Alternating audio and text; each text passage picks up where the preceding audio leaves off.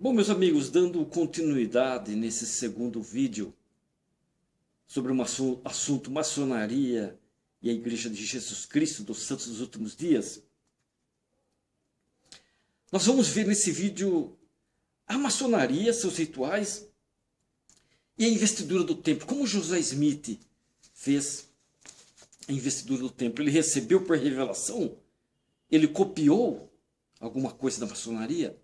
Vamos entender isso nesse segundo vídeo. Em 3 de maio de 1842, José Smith convocou alguns homens a prepararem o salão de sua loja de tijolos vermelhos. Lembra no primeiro vídeo que nessa loja do segundo andar dessa loja de tijolos vermelhos funcionava a maçonaria, onde se reuniam os maçons de Nauvoo, nessa loja de tijolos vermelhos, em preparação para dar a investidura a alguns élderes, não aos maçons, a alguns élderes. No dia seguinte, José Smith apresentou a investidura do templo pela primeira vez a 9 homens. Todos eles eram também maçons. Um deles, Heber C. Kimball, que era um grande maçom, escreveu a respeito dessa experiência pessoal a seu colega apóstolo Philip Pratt, que estava em missão na Inglaterra. Abre aspas, ponto e abre aspas. Recebemos algumas coisas preciosas por meio do profeta José Smith a respeito do sacerdócio. Fecha aspas, vírgula. Escreveu Heber C. Kimball sobre a investidura, comentando que, abre aspas, há algo semelhante ao sacerdócio na maçonaria, fecha aspas. Ele contou a Philip Pratt que Joseph acreditava que a maçonaria fora tirada do sacerdócio, mas se tornara degenerada. Joseph Fielding, outro santo dos últimos dias e um maçom também fervoroso, observou de modo semelhante em seu diário que a maçonaria, abre aspas, parecia ter sido um degrau ou uma preparação para outra coisa, fecha aspas, referindo-se à investidura do templo. Os mormons de Nauvoo, que vivenciaram tanto os ritos maçônicos quanto a investidura do templo, reconheceram haver semelhanças entre alguns elementos das duas cerimônias, mas também testificaram que a investidura era fruto de revelação. A investidura era fruto de revelação. Willard Richard, ao escrever a história de José Smith, ensinou que a apresentação da investidura em Nauvoo foi, abre aspas, a investidura governada pelo princípio de revelação, fecha aspas, ponto.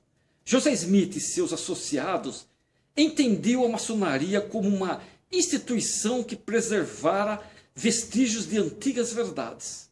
Reconheciam haver paralelos entre os rituais maçônicos e a investidura, eles reconheciam. Mas concluíram, com base na experiência que tiveram com as duas, tanto a maçonaria como a investidura, que a ordenança da investidura tinha sido restaurada por Deus e a maçonaria não. A ênfase nas semelhanças entre os estilos de ensino e a forma externa da maçonaria e da investidura do templo obscurece diferenças significativas em sua substância. As cerimônias maçônicas promovem o aprimoramento pessoal, a irmandade, a caridade e a fidelidade, a verdade, para o propósito de melhorar os homens, que por sua vez tornam a sociedade melhor, sabiam? Durante as ordenanças do templo, homens e mulheres fazem convênio com Deus de obedecer às suas leis para o propósito de ganhar a exaltação por meio da expiação de Jesus Cristo. Os rituais maçônicos transmitem instruções estágio por estágio, usando dramatização, gestos e roupas simbólicas, com o conteúdo baseado em lendas maçônicas, como o de Irã de Abif. A investidura emprega dispositivos didáticos semelhantes, mas se baseia principalmente, presta atenção, mas se baseia principalmente nas revelações e traduções inspiradas dadas a José Smith para seu conteúdo. Isso é a grande diferença entre os rituais maçônicos. Outra diferença significativa entre os rituais maçônicos e a investidura era o acesso. Os maçons tinham diretrizes rígidas sobre quem poderia se filiar à fraternidade, ao passo que José Smith esperava dar a investidura, abre aspas, até ao mais fraco dos santos, fecha aspas, vírgula. Tão logo estivessem preparados para recebê-la e fosse preparado um lugar adequado para transmiti-la, no caso o templo. Consequentemente, Brigham Young, o presidente Brigham Young, sucessor do profeta José Smith, e outros homens e mulheres que José havia investido antes de sua morte, administraram a ordenança a milhares de santos dos últimos dias em Nauvoo. Que ordenança? A ordenança do templo. Além do mais, a maioria dos grupos maçônicos excluía as mulheres. Até hoje é assim. José, por um lado, ensinava que era essencial que as mulheres, santos dos últimos dias, recebessem a investidura. Muitas mulheres de Nauvoo foram preparadas para essas ordenanças por meio de seu envolvimento na sociedade de socorro. Há diferentes maneiras de entender o relacionamento entre a maçonaria e o templo. Existem diferentes maneiras.